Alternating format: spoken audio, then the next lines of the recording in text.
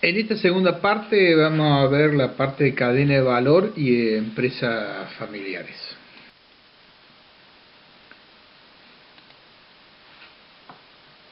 ¿Qué es una cadena de valor? Este concepto de cadena de valor no hace muchos años que se empezó a hablar sobre el sector agropecuario relacionado al tema de los agroalimentos. Entonces, a empezar a hablar como cadenas agroalimentarias, donde agrupaba a los productores de agroalimentos, los procesadores o las agroindustrias, todos los proveedores de servicios logísticos y los distribuidores y no competirían más como entidades individuales, sino que empiezan a llamarse cadenas de valor estratégicas y compitiendo esas cadenas de valor estratégico con las otras cadenas de valor que existen en el mercado, ya en el mercado más global, no solamente un mercado local. Entonces, el tema este de cadena de valor va desde la producción hasta el consumidor, pasando por la transformación y la distribución. Todos requieren servicios básicos, digamos, como la luz, la electricidad, las comunicaciones, y los insumos que cada uno va necesitando en distintos aspectos para poder llegar, digamos, al consumidor final, digamos. Dentro de eso uno puede ver que el consumidor va demandando un determinado producto que lo va trasladando hacia la cadena hasta llegar al productor final. El productor, digamos, que va a responder a esa solicitud del tipo, visto los cambios de hábitos y de gustos que van existiendo. Además, los servicios, están los servicios de asesoramiento, los servicios profesionales, están los servicios contables, los servicios legales, todos están abarcados dentro de esa cadena que lo hace a la cadena de valor estratégica. Por ende, entonces, la definición de cadena viene del latín, que es catena, y habla de una sucesión de eslabones que están unidos, digamos, de alguna manera. Y la palabra valor viene de valere, o sea, que significa ser fuerte, o sea, que lo que se busca es que esta cadena de valor estratégico sean cadenas fuertes, digamos, y representen a los distintos eslabones productivos o sectores productivos.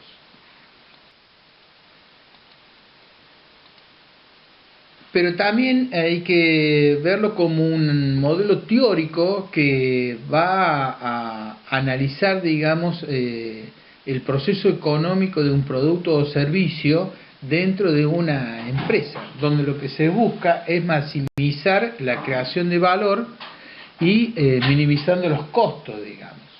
Entonces, a partir de eso, en la década del 80, Porter define como herramienta básica para analizar fuente competitiva, digamos, de una empresa y un análisis estratégico de costos que para obtener esa ventaja con referencia a otras empresas del mismo sector. Entonces acá parece que es una relación de costo, que ustedes ya lo vieron, con relación con el tema del precio y el valor que tiene ese producto dado por el consumidor o el cliente. Entonces lo que se busca es que el precio sea menor o igual al valor y que ese valor que dispone, digamos, el cliente sea lo más alto posible. ¿Por qué?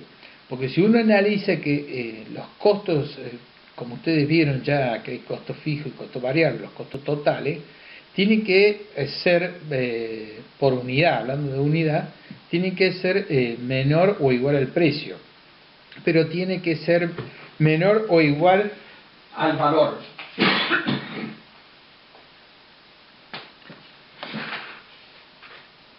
Por lo tanto, el valor es la cantidad que los compradores están dispuestos a pagar por un producto que una empresa le está proporcionando.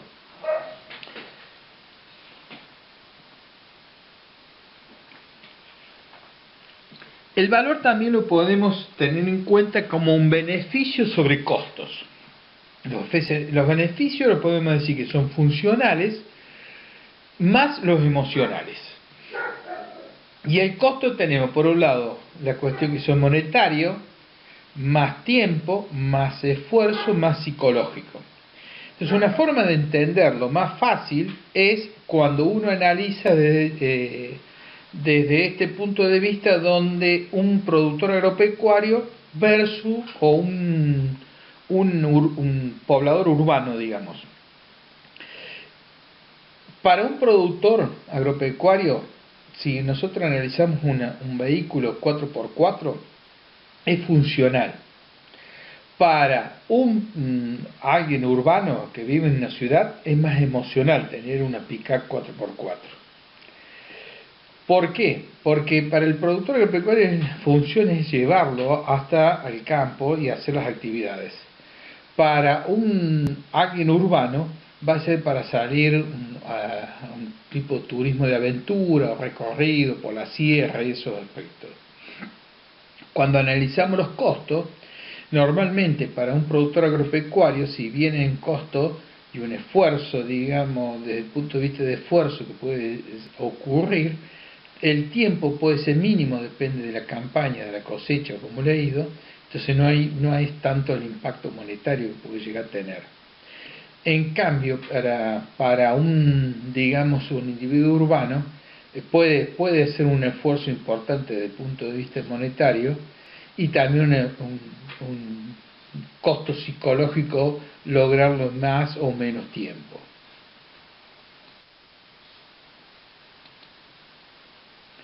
Cuando analizamos desde el punto de vista de la empresa, entonces el valor, nos encontramos que se mide por el ingreso total. Y es un reflejo del alcance del producto en cuanto al precio por las unidades que puede vender. Y eso implica que una empresa es lucrativa si el valor que impone excede los costos que ha implicado en crear un proceso. Por ende, si ustedes ven en el gráfico, en la parte naranja, serían las actividades de valor. Y el verde, digamos, es el margen. Todo el valor total de algo está relacionado a la actividad de valor y el margen. El margen es lo que le da rentabilidad. Y por ende uno lo que tiende que el margen sea lo mayor posible. Por eso es la diferencia de que el precio del producto que se vende tiene que superar siempre el costo. Y las actividades de valor tenemos que estar apoyadas en actividades primarias y actividades de apoyo. Todo lo que realiza una empresa tiene que estar capturado o incluido dentro de una actividad primaria o de apoyo. Por ende, cuando uno lo ve en esta gráfica, se encuentra que tenemos las actividades primarias que sí o sí ocurren a través de un proceso de producción o de un servicio. Esas actividades primarias pasan por logística interna o cómo uno se entera de lo que necesita el cliente y accede ese dato que le pide el cliente. Entonces ahí empieza a jugar que necesita insumos para hacer la actividad, para hacer el proceso, cómo se organiza para llevarlo a cabo. Por otro lado, son todas las operaciones que hacen digamos, la actividad propiamente dicho o al producto propiamente dicho para lograrlo. Después, cómo sale ese producto, cómo llega, digamos, hasta el cliente, si es un producto, y si es un servicio, es directamente cómo se registra que se ha realizado o no el servicio. A todo esto también está el tema del proceso de marketing propiamente dicho, cómo se enteran las personas que existe, digamos, el producto o el servicio, cómo se establece el tema de la venta y el cobro, y cómo se registra todo lo que tenga que ver con la prestación propia del servicio, si se ha hecho. Y por ende también está el servicio de postventa, que se dice, mientras más tecnológico es, más importante es el servicio de postventa. En un caso, por ejemplo, de producción de plantines, ¿cómo se podría registrar el servicio de postventa? Que si hay un problema de daño de la cantidad de plantines que se presentaron, si se reconoce en la devolución de la misma cantidad de plantines o un descuento sobre el valor de la venta. Las actividades de soporte ahí están establecidas, digamos, como 4 ítems importantes, que uno es todo lo que comprende a los que están a cargo de la compra, de los insumos, de los equipamientos, la maquinaria, de los servicios que se hacen necesarios, la forma de publicidad, todo lo que tenga que ver con el desarrollo de la actividad. Es como el gerente de compra, el responsable de esa área, digamos, que incluye también el alquiler o compra de infraestructura, edificios y de esos aspectos. Después otra cosa importante como soporte es el desarrollo de la tecnología o del producto o el desarrollo de la metodología de hacer el trabajo o el servicio. Y también es cómo uno puede ubicar y conseguir las oportunidades que se presentan en el mercado a través de investigación de mercado, donde puede brindar los servicios o vender los productos. Otra cosa importante para que funcione es la gestión de recursos humanos. Y acá tiene que ver, si bien lo van a ver ustedes como una clase, la importancia que tiene que ver el tema del reclutamiento de las personas que van a funcionar en la actividad, cómo se los capacita, cómo se busca la capacitación para ser mejor en los procesos.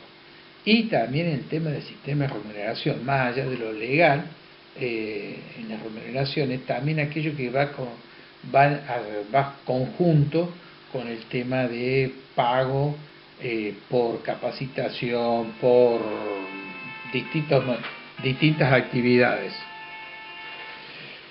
Por otro lado está el tema que tenga que ver con la infraestructura de la empresa, que tiene que ver con la financiación, la planificación y relación con los inversores. En esto de la infraestructura es más una cuestión de la parte de gestión propiamente dicha, que tiene que ver con la actividad, digamos, de los mandos o lo que conduce. Por otro lado, tenemos que ver lo que tiene que ver con las distintas estrategias genéricas que existen dentro de las cadenas de valor.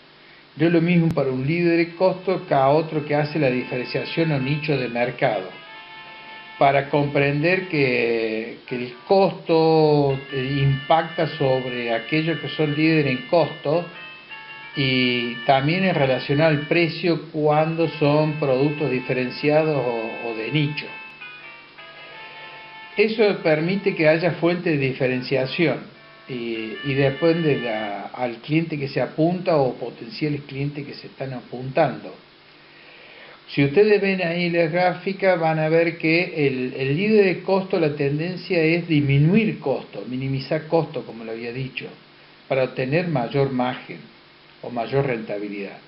En cambio, cuando uno apunta a diferenciación o de nicho, implica que los costos son mayores, porque normalmente son en menor escala y son productos más diferenciados o que tienen que hacerse conocer a los productores, o al cliente, perdón. Y el nicho, digamos, es más puntualmente. Imagínense que son menos cantidad de las personas que demandan. Caso, por ejemplo, de celíacos, sería un caso en particular.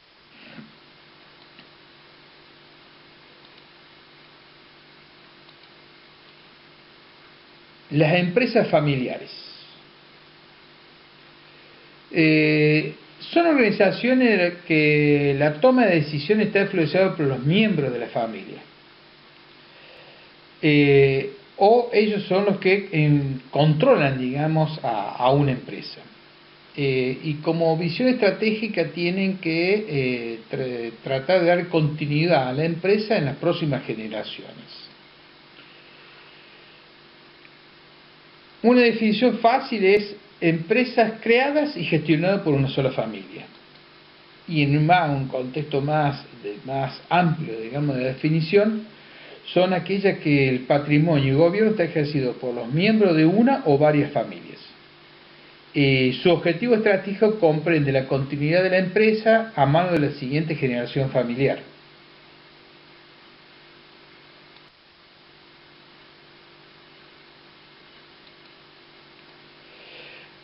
Para demostrar un poco el tema de lo que es una empresa familiar, tenemos que el modelo de los tres círculos, donde por un lado está la familia, que sería como unidad afectiva. Por otro, la empresa, que es la unidad económica o de funcionamiento, y la propiedad, que sería como el cordón umbilical que une la familia con la empresa. Entonces, en estos tres círculos tenemos distintos integrantes o miembros que conforman, digamos, este núcleo de empresas familiares. Por un lado tenemos la familia que no es propietaria y no trabaja en la empresa. Son aquellos que no tienen relación de la empresa y tampoco tiene vínculo de propiedad. Por otro lado tenemos los trabajadores de la empresa que no pertenecen a la familia, por un lado, y por otro lado no son propietarios. También tenemos los propietarios que no pertenecen a la familia y no trabajan en la empresa, pero sí tiene acciones o tiene algo que ver con el capital, digamos, de la empresa. Tenemos como integrante de todos el que es familiar propietario que está vinculado a la empresa.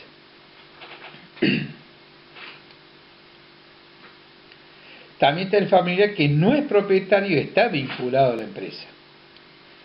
Este sería en el caso de aquellos que son nuera, suegra o algún aspecto, digamos, que está vinculado, trabaja en la empresa pero no es propietario directo. Después tenés el familiar propietario que es no vinculado a la empresa. O sea, es dueño, pero no trabaja actualmente en la empresa. Puede ser aquel que tiene acciones en ese aspecto, pero tiene a su vez otra empresa aparte y trabaja por otro lado. Y después está el propietario vinculado a la empresa que no es de la familia. O sea, sería dueño de la empresa, pero no de la familia. Y está vinculado, está en cierta medida trabajando dentro de la empresa. ¿Cuál es la importancia de las empresas familiares? Las empresas familiares son los motores de la economía a nivel mundial y son las más eficaces desde el punto de vista de la creación de empleo. Muchas de las grandes compañías del mundo son o tuvieron su origen en empresas familiares. Walmart es un caso, y si uno analiza quiénes son los propietarios más ricos del mundo, son los tres hermanos originarios de la familia Walmart. Incluso muchas de las grandes empresas se basan o creen en la armonía necesaria que demanda un ambiente de trabajo familiar como principio de funcionamiento. Y sería una empresa familiar sana y organizada abre el camino, digamos, hacia el éxito de una organización más competitiva.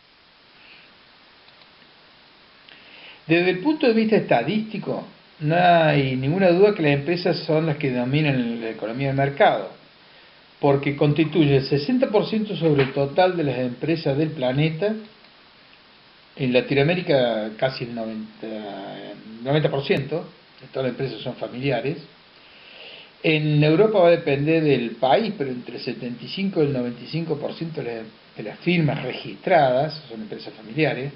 En Estados Unidos llega al 96%. En Argentina se conoce que el 71% de esas pymes son familiares y que solo el 10% dirige la producción hacia el mercado exterior o exporta, digamos.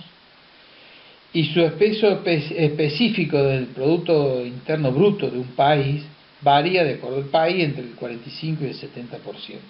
En España es un aporte del 65% y en Estados Unidos del 50%. Las ventajas de las empresas familiares están relacionadas a que normalmente tienen menores costos laborales. Esos costos laborales son menores por el hecho de que normalmente las cargas sociales son diferentes o están de otra forma, digamos, distribuidas, muchas veces no figuran como empleados, pero sí prestan servicios. Los de administración, con el tema de la parte contable, la parte legal y esos aspectos, que son por ahí no es necesario pagarlos, porque son familiares o están integrados dentro de la empresa. Y el capital, que normalmente cuando hay beneficio o las ganancias se distribuye dentro de la empresa y no entre los propietarios externos, digamos. Normalmente hay un esfuerzo porque hay una camiseta para la empresa en brindar una calidad del servicio. Entonces normalmente se trata de demostrar que es mayor calidad la prestación del servicio, hay más un sentido de pertenencia a la empresa y de lograr que las cosas funcionen lo mejor posible. Normalmente, si hay armonía familiar, se produce una unidad de integración de trabajo en equipo importante.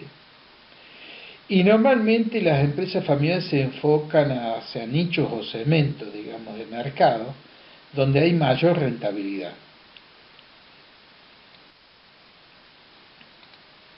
Los problemas más comunes que puede tener las empresas es el cambio generacional como una de las cosas más graves, que es lo que ocurre, digamos, cuando los fundadores van dejando espacio a las generaciones que siguen.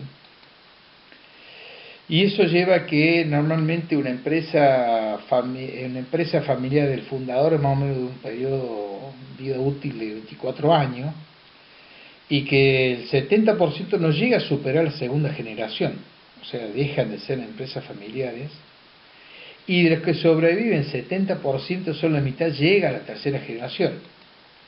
Es decir, que de cada 10 empresas fundadas por emprendedores, a la tercera generación, solamente una se encuentra en manos de esos nietos.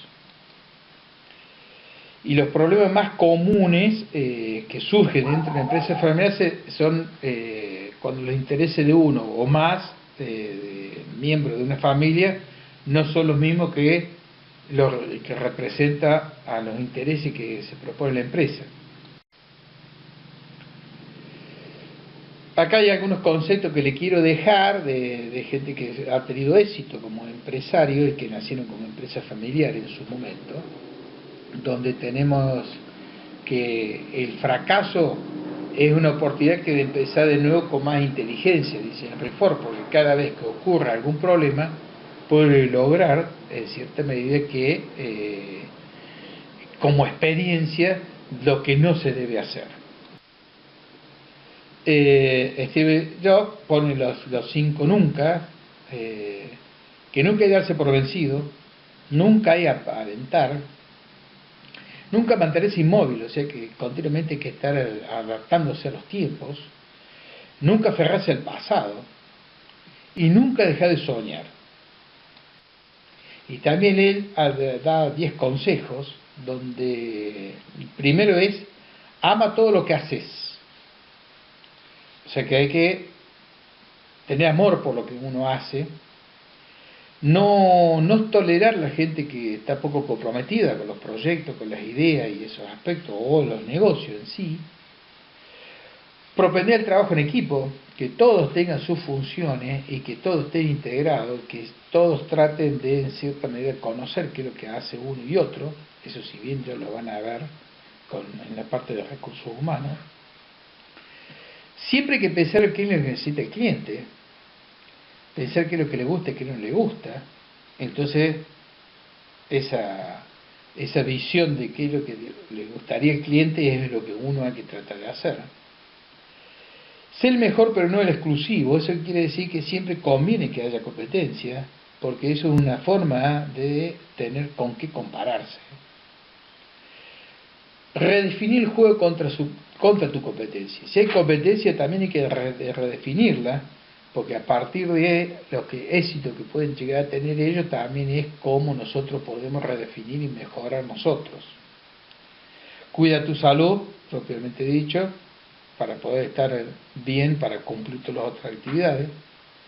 No seas conformista, nunca conformarse que todo está bien.